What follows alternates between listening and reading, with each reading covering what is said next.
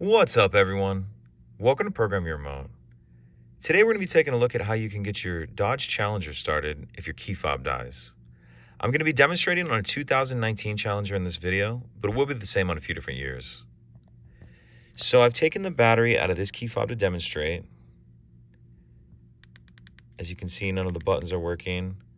If I try to start the vehicle as I normally would,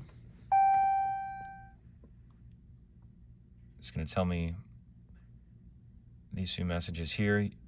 You may also get a message telling you that you need to start the key fob to the stop-start button, because that's exactly what we need to do. We need to take the key fob, and using the top of it, we're going to use that to press the stop-start button. So press the brake in like you normally would, and then we're just going to use the top of this to push the stop-start button.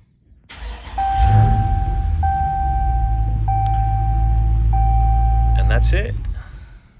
Pretty simple. If you have any questions, please let me know. If you could take a second to like and subscribe, helps us out, and I'd appreciate it. Thank you.